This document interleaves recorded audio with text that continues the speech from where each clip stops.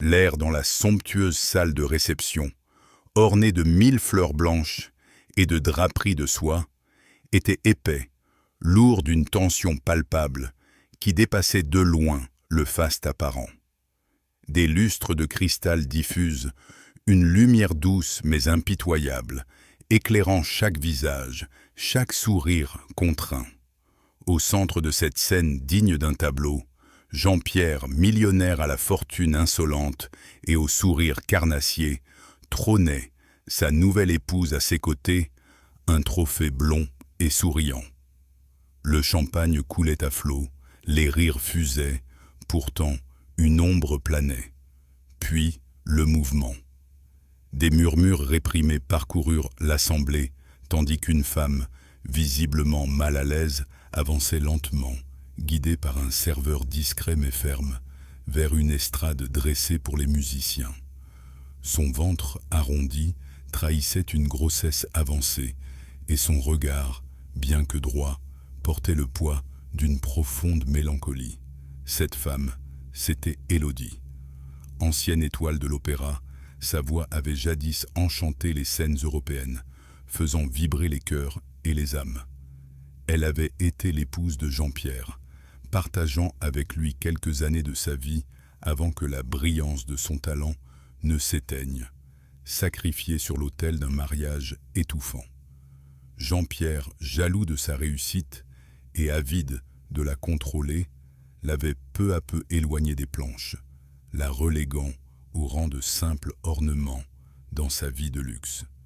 Élodie avait tout abandonné pour lui, sa carrière, ses rêves, persuadée que l'amour de cet homme suffirait à combler le vide. Elle avait tort.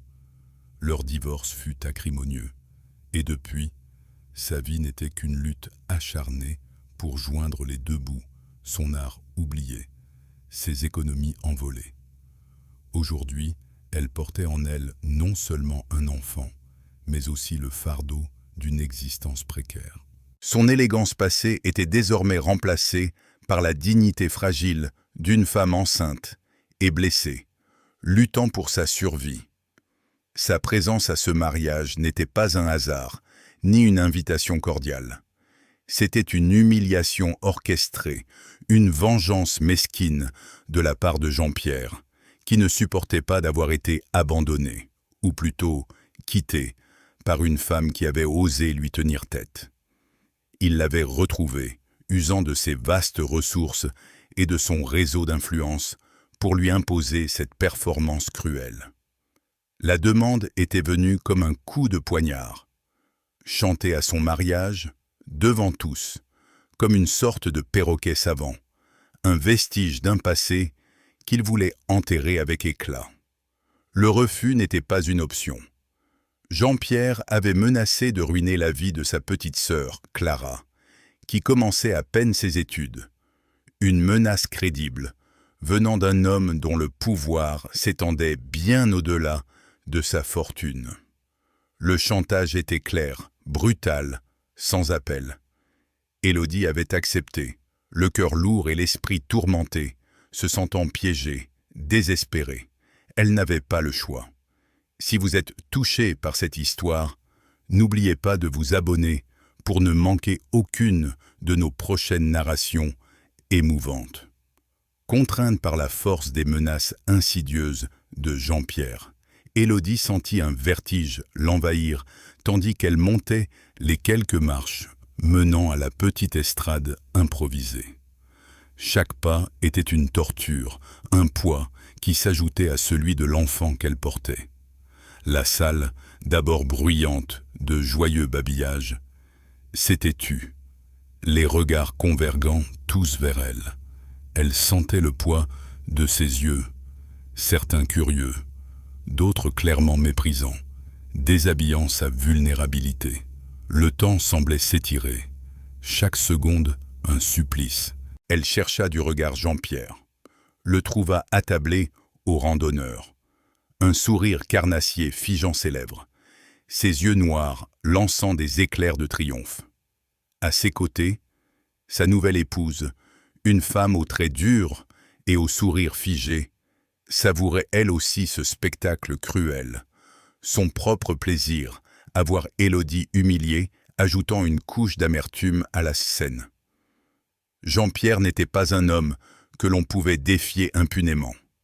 Sa fortune immense n'était que le prolongement de sa personnalité dominatrice et sans scrupules. Il avait toujours été comme ça, un manipulateur né, obsédé par le contrôle.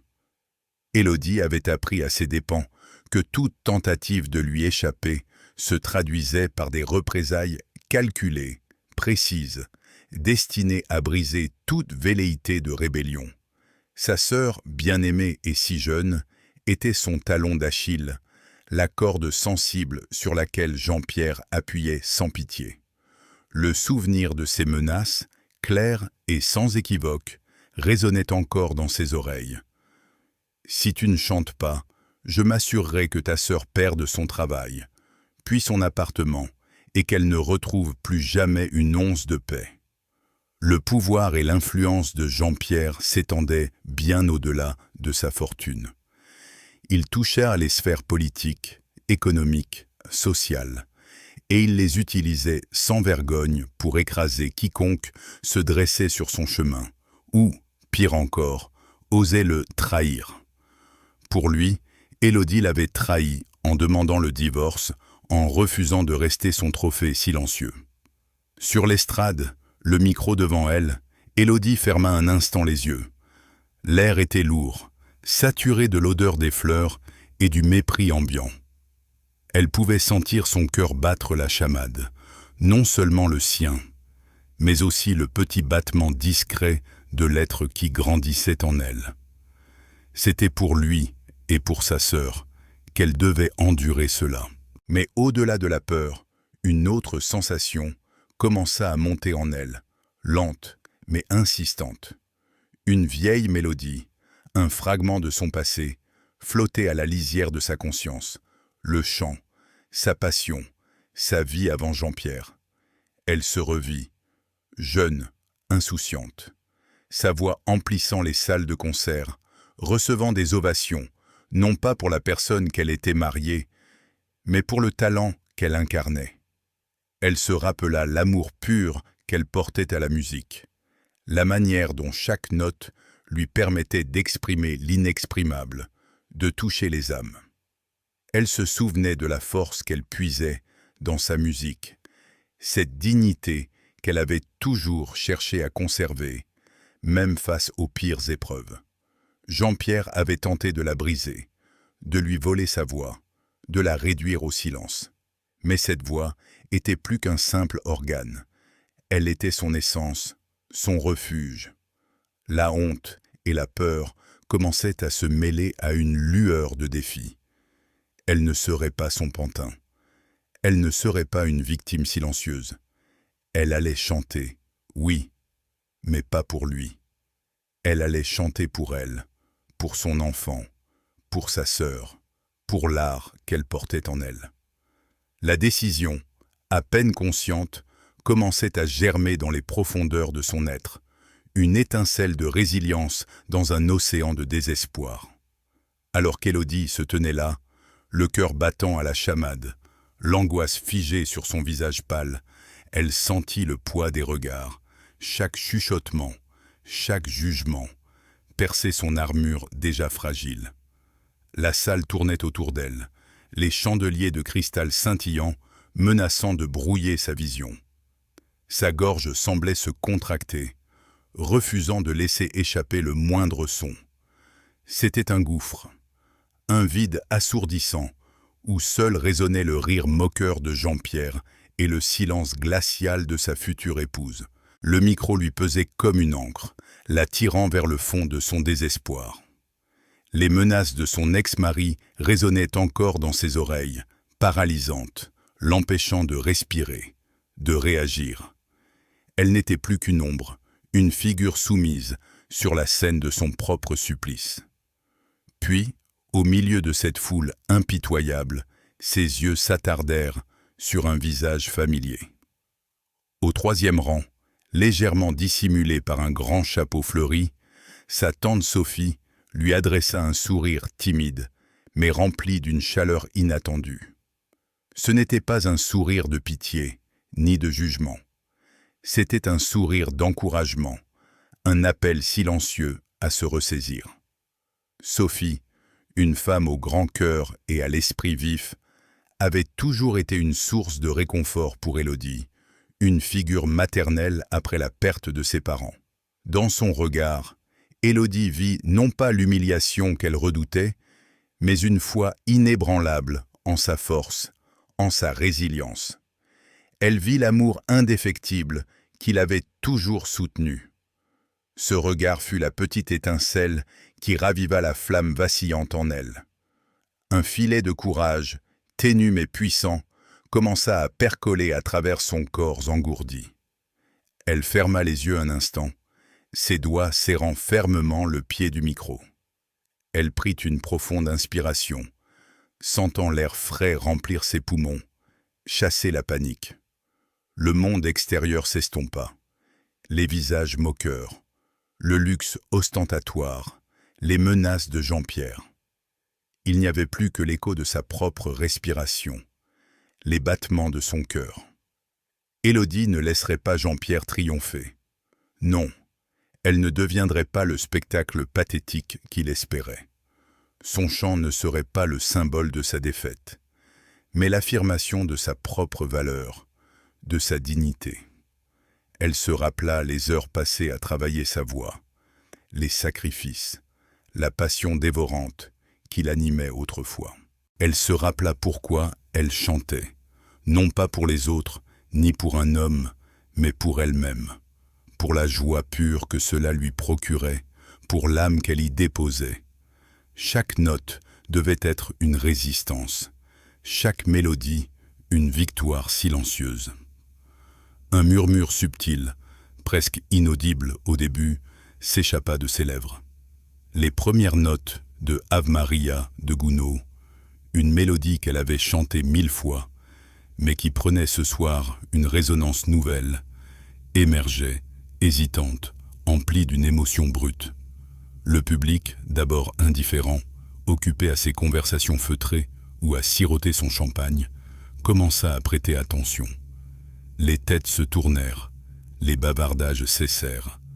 Un calme inattendu tomba sur la salle. La voix d'Élodie, bien que fragile au début, portait déjà en elle le poids d'une histoire, d'une douleur, mais aussi d'une détermination farouche. C'était le début d'un chant qui allait bien au-delà de la simple exécution musicale. C'était le prélude d'une résurrection. La voix d'Élodie, d'abord un murmure, se transforma peu à peu en un flot puissant et cristallin, emplissant la salle d'un son d'une pureté déchirante. Elle ne chantait plus pour Jean-Pierre, ni pour l'Assemblée, mais pour elle-même et pour l'enfant qu'elle portait. Chaque note était une confession, une prière, une affirmation silencieuse de sa force intérieure, inébranlable. Les harmoniques riches et vibrantes de sa tessiture de soprano lyrique se déployaient avec une aisance oubliée, rappelant à tous, et particulièrement à elle, l'étendue de son talent, la douleur de son humiliation passée, la peur de l'avenir, l'amour maternel grandissant. Tout cela se fondait dans une mélodie unique, chargée d'une émotion si intense qu'elle en devenait palpable. C'était un chant de résilience, une symphonie de l'âme qui transcendait les murs de cette salle de réception opulente. Les invités, initialement plongés dans leur mondanité, se figèrent progressivement. Les murmures cessèrent complètement, les vers cessèrent de tinter, et les visages affichèrent des expressions de stupéfaction, puis d'une profonde admiration. Ce n'était pas seulement une performance vocale exceptionnelle, c'était une âme à vif qui se livrait, une femme qui, sous la contrainte, révélait une grandeur inattendue. Les regards amusés se transformèrent en une attention respectueuse.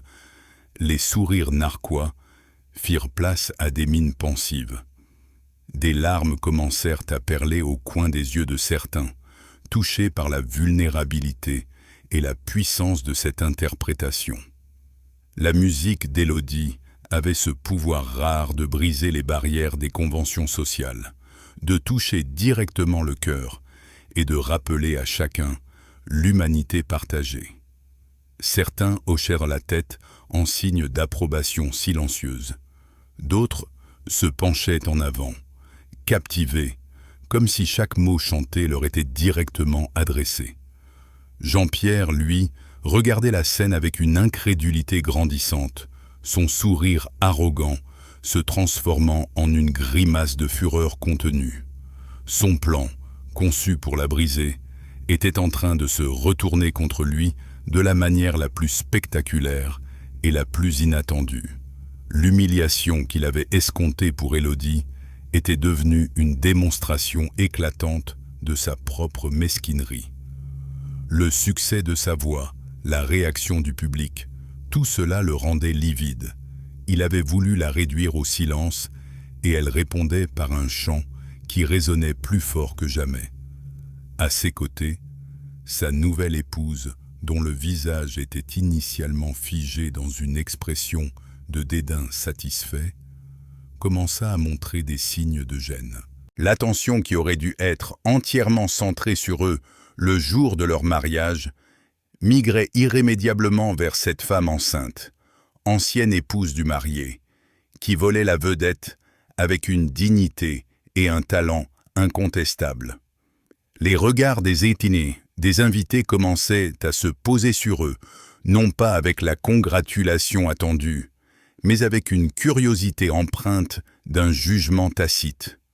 L'air dansait au rythme de la voix d'Élodie, et chaque note était un coup porté à la satisfaction et à l'ego de Jean-Pierre. La scène était devenue une toile vivante, où la beauté et la résilience triomphaient de la cruauté calculée. L'éclat d'Élodie éclipsait tout, projetant l'ombre de son talent sur les mariés. La dernière note, vibrante et pure, s'éteignit lentement dans l'air, laissant derrière elle un silence assourdissant, presque sacré. Ce n'était plus le silence de la gêne ou de l'indifférence, mais celui d'une audience suspendue, le souffle coupé, les cœurs battant à l'unisson du dernier écho. Élodie baissa imperceptiblement la tête, son cœur tambourinant, les mains moites. Elle avait versé toute son âme dans cette performance, chaque fibre de son être exprimée dans le chant. Le moment était lourd, incertain, fragile. Et puis, la digue céda. Un applaudissement isolé d'abord, timide, presque hésitant, résonna dans la vaste salle, rapidement suivi par un, puis deux, puis une déferlante assourdissante, de mains qui claquaient, de bravos et de cris d'admiration. La foule, jusqu'alors figée par l'émotion, éclata en une ovation tonitruante. C'était un triomphe inattendu, une marée de reconnaissance qui submergea Élodie, l'enveloppant d'une chaleur qu'elle n'avait pas ressentie depuis des années. Ses yeux, embués de larmes, parcouraient les visages émus, les sourires sincères. Ce n'était plus l'humiliation que Jean-Pierre avait orchestrée, mais une véritable victoire personnelle. Au milieu de cette euphorie collective, une silhouette imposante se fraya un chemin à travers les rangs, attirant tous les regards.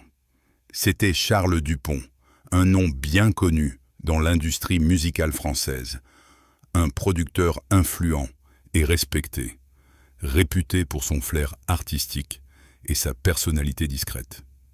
Il était présent incognito, invité de l'ex-belle-famille de Jean-Pierre. Son visage, habituellement impassible, était illuminé par un sourire franc et une admiration non dissimulée. Il se dirigea droit vers l'estrade, son pas assuré, et tendit une main vers Élodie, son regard intense. « Mademoiselle, votre voix est magistrale », commença-t-il, sa voix grave portant au-dessus du brouhaha.